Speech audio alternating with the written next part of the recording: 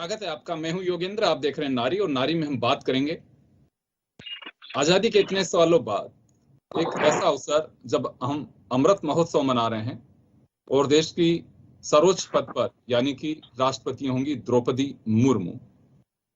सबसे बड़ी बात यह है कि प्रतिभा पाटिल जी पहले रह चुके हैं राष्ट्रपति, लेकिन अलग बात यह है कि पहली बार कोई आदिवासी महिला राष्ट्रपति बन रही है। देश में लगभग 14 करोड़ आदिवासी हैं और 70 करोड़ महिलाएं हैं। अपेक्षाएं सबकी होती हैं। ये चर्चा करना लाजमी यूं होगा कि मैंने जब बहुत सारी महिलाओं से बात की तो उनका कहना था कि ये बात तो ठीक है, बड़ी गौरवान्वित करने वाली बात है कि आदिवासी महिला राष्ट्रपति बनती है, लेकिन बड़ा सवाल ये है कि क्या वास्तव में सूरत भी बदलनी चाहिए देश की। प्रेरणा के लिए तो हम कह सकते हैं कि देखिए उनसे आप प्रेरणा लीजिए, लेकिन प्रेरणा के लिए रास्ता भी बनाने की आवश्यकता है। उस मुकाम तक पहुंचने के लिए आपको वो तंग गलियों से बाहर निकाल करके उन रास्तों को सहज बनाना होगा ताकि आदिवासी महिलाएं आगे बढ़ सकें, आम महिला आगे बढ़ सके, एक कॉन्फिडेंस लेवल अलग हो। और मुझे लगता है कि बहुत सारी ऐसी चीजें हैं जिसमें चले एक पार्टी लाइन से अलग हटके, या कुछ कहूं कि बंदिशें बहुत सारी होती हैं, कहना सहज है करना मुश्किल होता है, ऐसा भी नहीं है। अगर करना चाहें तो बहुत सारी चीजें होती हैं। आप एजुकेशन के फील्ड में कर सकते हैं, महिलाओं को लेकर के आप कुछ कर सकते हैं। ये रिफॉर्म्स का युग है और आप इनोवेटिव होना चाहिए आपको खुद को भी। बेशक आप राष्ट्रपति बन रहे हैं, आपकी अपनी कुछ मर्यादाएं होंगी, लेकिन मुझे लगता है कि वेलफेयर के लिए आपको कोई बंधन नहीं है। तो इस मुद्दे को चर्चा करने के लिए हमारे साथ इस वक्त सुप्रीम कोर्ट के लॉयर हैं दीप्ति सिंह जी जुड़ी हुई हैं, समाजशास्त्री हमारे साथ प्रोफेसर डॉक्टर रश्मि जैन जी जुड़ी हुई हैं, और हमारे साथ निमिषा भगोरा जी, खास रूप से जहां से मुर्मू जी अगर हम बात करें कि उड़ीसा से निकल के आए, तो आज हमारा डूंगरपुर जिस क्षेत्र से जुड़ रही है निमिषा जी, वो भी उसी टाइप का क्षेत्र मान के चलिए। हम सबके एक्सपीरियंस शेयर करेंगे, वास्तव में क्या स्थितियां बदलनी चाहिए और मुर्मू जी के जीतने के मायने क्या हैं, महिलाएं क्या अपेक्षा रखती हैं, तमाम पहलुओं को छूने की कोशिश करूंगा। मैं सबसे पहले निमिषा जी आपके पास आना चाहूंगा। मैं, आप डूंगरपुर की रहने वाली हैं, खुद एक आदिवासी हैं। अभी भी आजादी के इतने साल बाद में अगर हम बात करें तो क्या ऐसा आपको लगता है कि हाँ वास्तव में हमें इन चीजों को, बजट बहुत सारा आता है, यूनियन गवर्नमेंट भी देती है, स्टेट गवर्नमेंट भी देती है, लेकिन पता नहीं कितना खर्च हो पाता है, नहीं हो पाता है। अभी क्या लगता है आपको कि ये सूरत कुछ बदलती दिखाई दे रही है आपको, जब देश के सर्वोच्च पद पर एक महिला, वो भी आदिवासी, आप जो जीवन अभी आप लोग वहां जी रहे हैं, जिस क्षेत्र से आप निकल करके आई हैं, ठीक है आपने पढ़ाई की और एक काबिलियत के भरोसे आप वहां तक पहुंची हैं, लेकिन क्या लगता है क्या ऐसा हो कि द्रौपदी जी उन चीजों पे फोकस करें? सबसे पहले तो मैं मैडम को बधाई देना चाहूंगी, और मेरे को बहुत खुशी भी हुई कि वो ट्राइबल एरिया से एसटी महिला बनी। इसके लिए मैं उनको धन्यवाद भी देना चाहूंगी। और एसटी महिलाओं को, जो मैं ट्राइबल एरिया से आ रही हूँ, वहाँ पे काफी महिलाएं ऐसी है जो अभी इतना उनमें सुधार नहीं हुआ है। एजुकेशन के मामले में काफी हद तक अभी महिलाओं को परेशानी है। तो मैं यही कहना चाहूंगी कि एक पार्टी से हट के महिलाओं का जो विकास होना चाहिए। आजादी के बाद अभी महिलाएं आगे बढ़ी है, लेकिन काफी, जो मैं ट्राइबल एरिया की बात करूँ तो इसमें काफी पिछड़ी हुई महिलाएं हैं। मैं एक ट्राइबल एरिया से आती हूँ और उसमें मैंने काफी महिलाओं की दिक्कतें भी देखी है, जिसमें काफी महिला ऐसी है जो एजुकेशन उनके पास नहीं है और उनके पास कोई ऐसा रोजगार भी नहीं है। वहाँ पे इस टाइप की महिलाएं भी है कि जो दिन में काम करके कमा के रात को खाने वाले हैं। इस टाइप की, मतलब बहुत, हाँ, इस टाइप की बहुत गरीब महिलाएं है। तो मैं मैडम से भी ये कहना चाहूंगी, ये सारी परिस्थितियों से वो भी गुजरी हुई है, तो एसटी महिलाओं के जो दुख दर्द है उसको वो समझे। और जो ट्राइबल एरिया है वहाँ पे ज्यादा से ज्यादा मतलब एजुकेशन हो और वहाँ पे महिलाओं को रोजगार मिले। हमारे, मैं जिस ट्राइबल एरिया में रहती हूँ वहाँ पे उनके जो उनके घर से वो बाहर सिटियों में जाते हैं रोजगार के लिए, और महिलाएं वहाँ पे अकेली रहती है और वो भी उस तरीके से मजदूरी करती है। तो ट्राइबल एरिया में कुछ ऐसा डेवलपमेंट हो कि वहाँ पे मतलब उद्योग हो, कंपनियां हो, उस टाइप का हो, तो उनको, उनके जो घर के जो जेंट्स है उनको वहीं पे रोजगार मिल जाए और वो अपनी फैमिली से दूर नहीं जाए और फैमिली के साथ रहे। तो ये एक बहुत अच्छा जी निमिषा जी, वापस आ रहा हूँ मैं आपके पास में। आदिवासी बेल्ट में खासकर मैं जहां तक देख पा रहा हूँ, गुजरात, मध्य प्रदेश, राजस्थान, जहां मुझे मालूम है, पलायन की बहुत बड़ी समस्या है कि रोजगार के लिए लोग दूसरे बड़े शहरों में चले जाते हैं, वहां बड़ी दिक्कतें होती हैं। मैं दीप्ति जी के पास में जाना चाहूंगा। दीप्ति जी ने मुर्मू जी को भी बहुत नजदीक से देखा है, उनके पॉलिटिकल जो का अपना एक सिनेरियो है, उनका कल्चर है, उसको भी बहुत अच्छे से देखा है, खुद भी झारखंड से हैं। दीप्ति जी, आप कानून की जानकार हैं। अक्सर ये देखा जाता है कि जब प्रतिभा पाटिल जी बनी, उस वक्त ये माना जा रहा था कि थोड़ी स्थितियां बदल सकती हैं, हमें भी इसी तरह की थी। खैर चलिए, उन्होंने अपने हिसाब से कोशिश की होगी, क्योंकि हर व्यक्ति को जब पद मिलता है, ओहदा मिलता है, और उसके बाद जब रेस्पेक्ट के साथ साथ आपको एक अवसर मिलता है, तो बुना पाते हैं, कुछ नहीं बुना पाते हैं, कुछ समय को ऐसे जाया कर देते हैं। लेकिन मुझे लगता है कि हर व्यक्ति में कोई काबिलियत होती है और वो अपने जीवन में कोई ना कोई छाप छोड़ के जाता है। मुर्मू जी से हम, क्योंकि टॉपिक केवल राष्ट्रपति नहीं है, आदिवासी महिला राष्ट्रपति बननी है, उसको लेकर के है। आपने तो बहुत नजदीक से देखा है, क्या वास्तव में ये स्थितियां कुछ बदल पाएंगी, या फिर कहीं बंदिशों का एक दौर ऐसा होता है कि राष्ट्रपति बनने के बाद में उसके लिए सहज नहीं रहता? देखिए योगेंद्र जी, मैं तो ये कहूंगी स्थितियां काफी बदल गई और इसी का परिणाम है कि आज हमारे सामने मुर्मू जी एज ए राष्ट्रपति, आदिवासी राष्ट्रपति मनोनीत हुई है और आज वो इलेक्ट होके हमारे भारत के सर्वोच्च पोजीशन पे पहुंची है। इसका मतलब ये है कि स्थितियां तो बदली हैं, महिलाओं ने नए नए आयामों को छुआ है और आज वो अपने आप को स्टैब्लिश कर चुकी है। अब चाहे वो आदिवासी महिला हो, जो या शहरी महिला हो या ग्रामीण महिला हो, अब आप ये देखिए कि एक महिला के अंदर कितनी शक्तियां छिपी हुई होती है कि एक आदिवासी महिला आज इस स्थान को प्राप्त कर रही है। तो मतलब पहले से भी जो बेड़ियां महिलाओं में लगाई गई या उनके पर कतरे गए, अगर आप उनको देखें तो मैं तो यही कहूंगी, एक बार बेड़ियां काट के तो देखो, एक बार आसमान में उड़ने तो दो, देखो कहाँ से कहाँ तक ये महिलाएं आपको बताएंगी कि वो क्या क्या कर सकती हैं और वो कहाँ तक की ऊंचाइयां छू सकती हैं।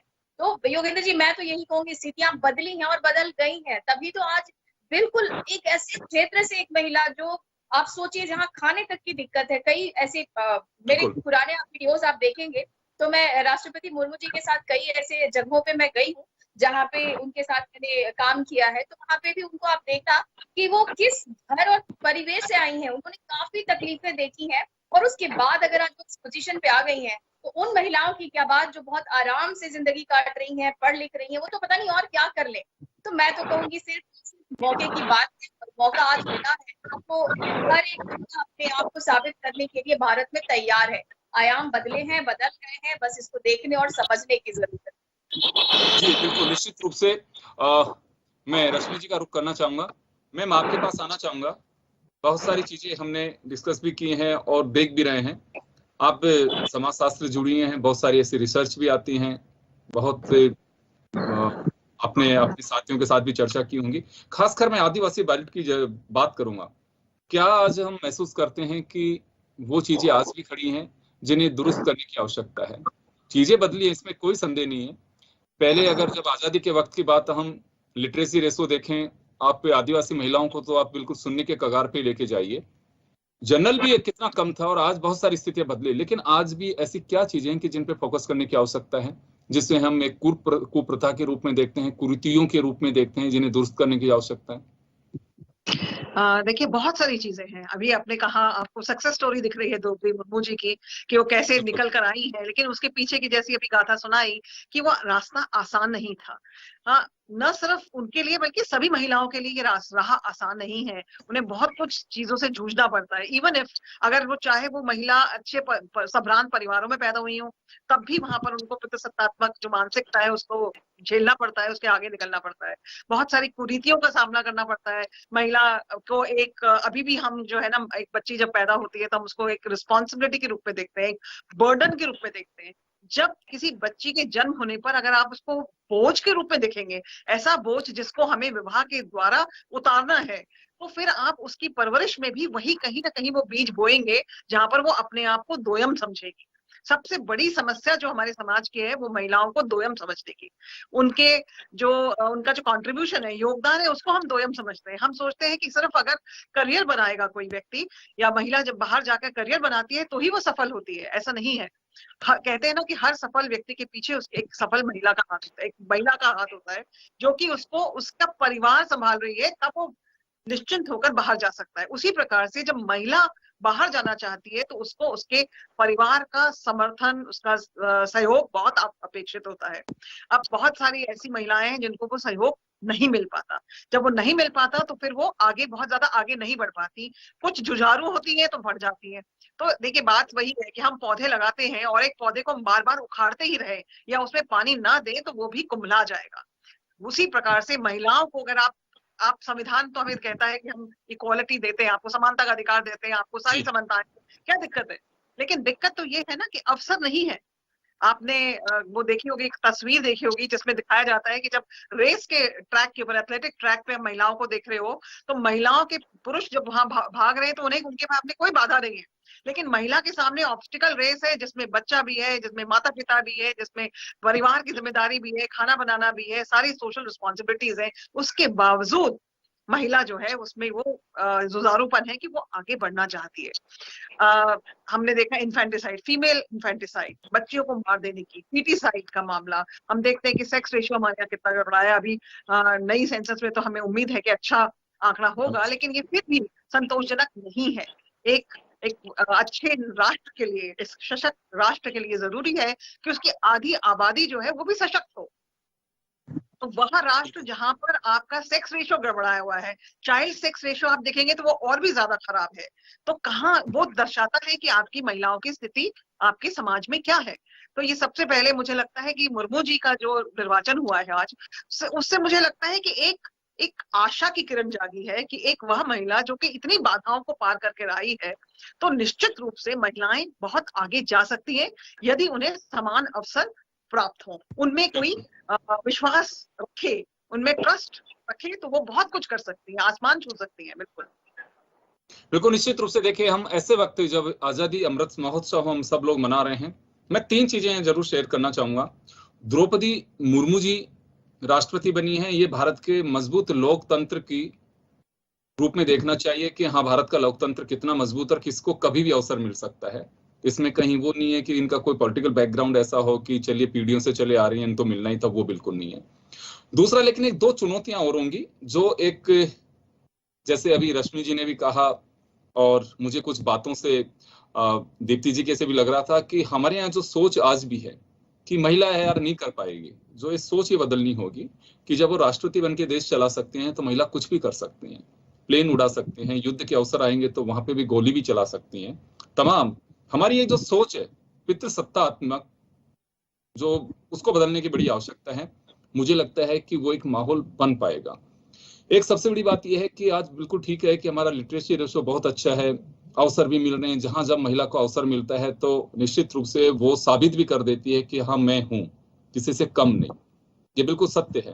लेकिन दूसरा कड़वा सत्य ये भी है कि आज महिला सुरक्षा सबसे बड़ा विषय है। और हम आजादी के इतने साल बाद अमृत महोत्सव की बात करें, दूसरी तरफ आज हमें चिंता ये भी रहती है कि एक महिला बच्ची जब वो घर से निकल करके जाती है तो डर तब तक रहता है कि वो गंतव्य तक नहीं पहुंच जाए। मैं बहुत सारे पेरेंट्स को देखता हूँ कि बच्चे जॉब कर रहे हैं, आप क्यों टेंशन ले रहे हो, आ जाएंगे कि नहीं, बेटा रवाना हो गए कि हो गए, अपनी लोकेशन सेंड करते हैं, घर पहुंच गए, हाँ पहुंच गए। जब वो तसल्ली मिलती है पेरेंट्स को, मुझे लगता है ये डर बाहर निकलने की आवश्यकता है, इसके भी डेप्थ में जाने की जरूरत है। ये समाज के लिए कड़वा सत्य के साथ साथ एक बहुत बड़ी चुनौती भी है, जो मुझे लगता है कि केवल राजनीतिक उसमें उसको सैंडविच बनाने की आवश्यकता नहीं इस मुद्दे को, इसमें एक सामाजिक बुराई देखते हुए हम कैसे इससे बाहर निकल सकते हैं, ये सबसे बड़ी आवश्यकता है, ये देखने की बात होगी। मैं एक बार आपके पास आना चाहूंगा निमिषा जी। चलिए वहां एक माहौल की अगर हम बात करें तो क्या लगता है लोगों को, वहां आदिवासी में बात होती है कि चलिए एक हमारे बीच एक आदिवासी महिला देश के उस सर्वोच्च पद पर पहुंच रही है जो किसी ने सोचा भी नहीं होगा। बिल्कुल सर, सब चर्चा होती है और सबको बहुत खुशी हुई कि एक हमारी आदिवासी महिला उतने ऊपर स्तर पर बैठे हो और हम सब महिलाएं मतलब ऐसी चर्चा होती है कि चलो अब वो बने अपने एसटी ट्राइबल से, तो कुछ ना कुछ महिलाओं एसटी महिलाओं के लिए वो करेंगी। और मैं भी आपके माध्यम से ये मैसेज देना चाहूंगी कि जैसे महिलाओं की स्थिति सुधरी है लेकिन इतनी भी अच्छी नहीं हुई है, अभी काफी महिलाएं हम ऐसे देखते हैं, तो उनके लिए भी मैं यही कहना चाहूंगी कि उनके लिए मैडम कुछ करे, ताकि जो कुछ परसेंट महिलाएं जो अभी भी उन सारी परिस्थितियों से गुजर रही है, तो उनकी भी परिस्थिति अच्छी, भविष्य अच्छा बने उनका, और उनके बच्चों का भी अच्छा भविष्य बने। और ऐसे कुछ चीजें हैं जो हम ये देख करके चलें कि गवर्नमेंट की योजनाएं तो बहुत सारी होती हैं, लेकिन मॉनिटरिंग का अभाव होता है, या वो पैसा आता है पता नहीं वहां खर्च नहीं हो पाता है। यूसी जरूर भर दी जाती है कि आदिवासी बेल्ट में आपके तो बाकायदा सब प्लान में लिया हुआ है, केवल राजस्थान की बात नहीं है, जो ट्राइबल बेल्ट है वहां पे सभी जगह पे, लेकिन अब कितना विकास हो पा रहा है। एक सबसे बड़ी बात और है कि आपको तो अच्छे से मालूम होगा, मैंने राजस्थान का कुछ ऐसे ही देख रहा था कहीं पे, गवर्नमेंट के कुछ आंकड़े, सर्वाधिक एनजीओ डूंगरपुर, बांसवाड़ा, उदयपुर में काम कर रहे हैं। निमिषा जी शायद सही है मेरे ख्याल में। क्या स्थिति होती है वहाँ पे, कुछ बदल पा रही है महिलाओं का स्टैंडिंग, जो मतलब उनका लेवल है सोच का, या फिर कहूँ रहने का, बच्चों की पढ़ाई का, वो स्तर कुछ सुधर पा रहा है? नहीं, हाँ जी सर, वो सुधर पा रहा है, एनजीओ अच्छा काम कर रहे हैं अपने, और सुधर पा रहा है, अच्छा हो रहा है काम वहाँ पे। काफी महिलाओं को अपना घर परिवार चलाने में काफी सहायता मिल रही है उनको, जैसे पशुपालन का है, फिर एनजीओ के थ्रू जो इनको जो भी राहत मिल रही है उसमें बहुत अच्छे से काम हो रहा है और उनको राहत भी मिल रही है। बिल्कुल, मैं दीप्ति जी आपके पास आना चाहूंगा। देखिए, आदिवासी बेल्ट वो चाहे झारखंड में हो, चाहे उड़ीसा में हो, राजस्थान, मध्य प्रदेश, छत्तीसगढ़, कहीं पे भी हो, कल्चर एक जैसा ही है, और जो परिस्थितियां हैं वो भी वैसी हैं कि आज भी वो केवल जंगलों पे डिपेंड हैं। उनके जमीनें इतनी होती नहीं है कि जिससे हम कह सकें बहुत बड़े काश्तकार हैं उनके पास में खेती होगी, नहीं है, बिल्कुल नहीं है। माइनिंग में कोई काम कर रहा है, लेकिन क्या लगता है आपको, आपने तो मुर्मू जी के साथ में भी काम किया है, जो हम झारखंड से हमारे साथियों से बात कर पा रहे हैं, उनका ये तो कहना है कि एक सोच बहुत पॉजिटिव, और जो उन्होंने काम किया, 2 बार में अलग अलग डिपार्टमेंट्स की मंत्री रहने का उनको जो अवसर मिला, आपने साथ भी काम किया, क्या लगता है आपको कि हाँ ये चीजें कुछ ऐसी हैं जिसपे द्रौपदी जी को ध्यान देने की आवश्यकता होगी as a president of India? Yogendra ji, एक चीज मैं जरूर क्लियर करना चाहूंगी। मेरे साथ एक बहन बैठी है जो आदिवासी ये से आती है बैकग्राउंड से, उनको भी पता है कि देखिए, एक चीज आपको जानकर बड़ा आश्चर्य होगा कि आदिवासी समाज में महिलाओं का स्थान ऊंचा है पुरुषों से। उनको ज्यादा फ्रीडम है, उनको ज्यादा उनकी बातों को समझा जाता है, और उनको ऐसा वर्चस्व प्राप्त है कि वो अपने लिए अपना पति चुनती है। कुछ दिन रहने के बाद अगर उनको वो सही नहीं लगता तो वो उसको छोड़ने के लिए भी सक्षम है। इतनी आजादी भारत के दूसरे क्षेत्र में नहीं है, शहरी क्षेत्र में नहीं है, गांव में नहीं है। शायद ही आप लोगों को पता नहीं होगा, मैं बहुत पास में, क्योंकि झारखंड के इतने पास में रही हूँ, तो मैंने वो कल्चर को एक तरह से जिया है। मैंने देखा है कि एक महिला के लाइफ में 3 या 4 पुरुष आते हैं, जो कि बहुत नॉर्मल सी बात है आदिवासियों के लिए। अभी नॉर्मल लाइफ में अगर आ जाए तो इतना ज्यादा इतनी आजादी महिलाओं को नहीं है। तो पहली बात तो हमें बहुत क्लियर होना पड़ेगा कि आदिवासी क्षेत्र जरूर अपने आप में जंगलों में है, थोड़ी सी उनको जो सुविधाएं हैं कम है, बट मेंटली वो बहुत डेवलप है। मेंटली हम सबसे कहीं ज्यादा उनकी सोच अच्छी है, और वो अलग तरीके से सोचते हैं। आप मुर्मू जी के बारे में भी अगर आप जानना चाहें तो मैं बताऊंगी कि उनके 2 भाई थे उनके घर में, लेकिन पढ़ने की जो सुविधा मिली है ये द्रौपदी जी को ही मिली है, क्योंकि वो महिला थी और घर में उनकी इज्जत थोड़ी ज्यादा थी, ये वजह है। और आज की बात जो करें कि अगर द्रौपदी जी को ध्यान क्या देने की बात है, तो निश्चित तौर पे देखिए, जंगल को नहीं काटना चाहिए। तो हम लोग आदिवासी क्षेत्र को आदिवासी इसलिए समझते हैं क्योंकि वो पिछड़ा रह गया, पर वो पिछड़े, मैं नहीं मानती वो पिछड़े हैं, वो उन्होंने एक तरह से कल्चर को संभाल के रखा है, देश में जनजातीय जीवन को संभाला है, एक तरह से नेचर को उन्होंने प्रोटेक्ट किया हुआ है। ये सुनकर आपको बड़ा आश्चर्य होगा कि मैं इतना सारा कुछ आदिवासियों के साथ रहने की वजह से जानती हूँ। आज की हालात क्या है कि वो थोड़े कट गए, ये शहरी लाइफ से थोड़े कट गए, जिसकी वजह से हमें ये लगता है कि शायद उनको नए धारा में लाने की जरूरत है, जो मेन धारा है, मेन स्ट्रीम में लाने की जरूरत है। मे भी थोड़ा सा एजुकेशन वाइज मेरा ये मानना है कि द्रौपदी जी बहुत सुलझी हुई महिला है, पर इस पोजीशन पे योगेंद्र जी आप भी मान लो एक बात, क्योंकि इस पोजीशन पे एक महिला हो या एक पुरुष है, वो न्यूट्रल हो जाते हैं। उनके पूरे देश का उनको ध्यान रखना है, और जो योजनाएं सरकार बनाती है उनके ऊपर उनको सिर्फ अपना मोहर देना होता है। बट ऑफ कोर्स मुझे ये जरूर लगता है कि जितनी सुलझी हुई महिला है और जितनी उनकी सोच सकारात्मक है, कितनी भी मुश्किलें आ जाए उनके चेहरे की स्माइल नहीं जाती, तो मुझे लगता है आने वाले समय में भी कुछ ऐसा देखने को हमें मिलेगा कि शायद वो ऐसी सारी महिलाओं के लिए, सारे देश की महिलाओं के लिए कुछ जरूर अलग से करेंगी, और उनके दिमाग में है जरूर। और आने वाले टाइम पे मैं उनसे फिर मिलूंगी तो मैं आप लोगों से जरूर साझा करूंगी उनसे मेरी जो बातचीत रही है। आपके टीवी का भी नाम लूंगी कि ये टीवी भाई उनके लिए काफी अच्छे से बात कर रहा था और उनको उनके बारे में जानने की कोशिश भी कर रहा था। मेरे पास भी कुछ उनके पुराने फोटोग्राफ्स या यूट्यूब के वीडियोस होंगे, वो भी मैं आप लोगों के साथ साझा कर लूंगी, मुझे ढूंढना पड़ेगा वैसे। पर मैं आपको जरूर ये आश्वासन देना चाहूंगी कि आदिवासी समाज को हम लोगों को एक अलग नजरिए से देखने की जरूरत है, क्योंकि ये समाज ऐसा है कि कुदरत के करीब है और दिमाग से विकसित है। आज भी हम लोगों को दो, जैसे रश्मि जी कह रही थी कि महिलाओं को सेकंड स्टैंडर्ड से समझा देखा जाता है, आदिवासी समाज में नहीं देखा जाता। आदिवासी समाज में उनको ऊपर लेवल पे देखा जाता है। आज भी उनके लिए दहेज मांगे जाते हैं। लड़कियों को शादी के लिए लेकर आना है तो लड़की को अपना वर चुनने का अधिकार होता है और उनको पैसे दिए जाते हैं। ये बहुत सारी चीजें हैं जो आने वाले टाइम पे जरूर हम लोग चर्चा करेंगे आपके टीवी पे, क्योंकि ये टीवी मुझे चैनल बहुत पसंद भी है, मेरे दिल के बहुत करीब है। तो मैं आप लोगों के साथ ये कल्चर भी जरूर शेयर करूंगी कि कितना ज्यादा डेवलप है, बल्कि हमें उनको फॉलो करना चाहिए। इससे देश में मारकाट खत्म हो जाएगा। ये छीन झपट, ये लालच, मुर्मू जी को देखना, कोई लालच नहीं, कुछ नहीं, एक शांत सभ्य महिला जो कई भारतीय के शहरी सभ्य महिलाओं से फार अहेड है। बहुत अलग सी चीज आप लोगों को देखने को मिलेगी अगर वो नेचुरल वे में रह पाती है। जी बिल्कुल। मैं एक बात को जरूर, मैं निमिषा जी आपके पास आना चाहूंगा। अभी जो दीप्ति जी बता रही हैं झारखंड में, अपने यहाँ पे कल्चर कुछ ऐसा है जो दीप्ति जी बता रही हैं? नहीं सर, बिल्कुल चेंज है। मैम जो बता रहे हैं चेंज है, इसमें ऐसा कोई नहीं होता है। वहाँ यहाँ पे उल्टा है, जैसे जेंट्स हो तो वो शादी कर सकता है, लेकिन महिला के लिए ऐसा नहीं है। झारखंड में चेंज है वहाँ का। झारखंड में बहुत डेवलप है, बहुत डेवलप। तो यहाँ मैं यहाँ ऐड करना चाहूंगी, कुछ ऐसे समाज हैं, आदिम समाज हैं, जहाँ पर की मातृ सत्तात्मक परंपरा रही है। यहाँ पे महिलाओं को बहुत उच्च दर्जा दिया गया है। अगर आप साउथ में देखेंगे तो नायर्स में ऐसा है, खासो जनजाति, गारो जनजाति, इन सब में महिलाओं को बहुत उच्च स्थान प्राप्त है और महिलाएं ही सारा निर्णय लेने का अधिकार महिलाओं को दिया है। संपत्ति का हस्तांतरण भी जो है, उत्तराधिकारी भी महिला से, महिला उसकी बेटी बनती है, ना कि पुरुष। तो ऐसे समाज हमारे यहाँ रहे। और इसका अगर आप इतिहास में देखेंगे, विवाह का इतिहास देखेंगे, तो जब पुरुष आखेट पे जाता था और महिला ही, वो क्योंकि बच्चे को जन्मती है तो माँ और बच्चे का संबंध तो पता था, लेकिन पिता जो है वो सामाजिक पिता हुआ करता था जो उसकी जिम्मेदारी ओढ़ता था। इसी वजह से महिलाओं का स्थान बहुत उच्च था। लेकिन जब हम सेटल्ड लाइफ में आए, एग्रीकल्चर आया, हमने एक जगह पर रहना शुरू किया, तो कहीं ना कहीं परिस्थितियां बदल गई। और इसीलिए सब समाजों में ऐसा नहीं है।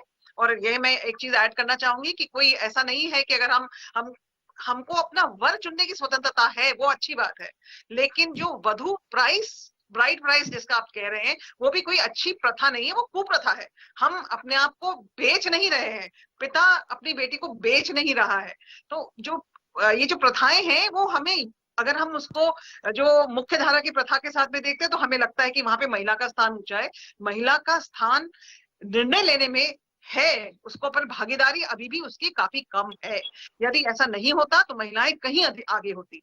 तो समस्या सिर्फ इतनी सी है हमारे यहाँ कि महिलाओं को दोयम दर्जा इसलिए दिया गया क्योंकि उसको हमने बांध दिया प्रोक्रिएशन के साथ में। जब वो प्रोक्रिएट करती है, वो अपना बच्चा जनती है, तो उसको हमने वहीं से जड़ करके मान दिया कि तुम्हारी जिम्मेदारी घर और परिवार तक ही सीमित है, हम उसे बाहर नहीं जाने दे रहे। तो जब हम, अगर आप आदिम समाज में देखेंगे तो वो बाहर भी जाती है, खेत पर भी काम करती है, करना ही पड़ता है उसे खेत में काम, क्योंकि पुरुष, आपने बात की योगेंद्र जी की, वो पलायन करते हैं, शहरों की तरफ जाते हैं क्योंकि रोजगार नहीं है।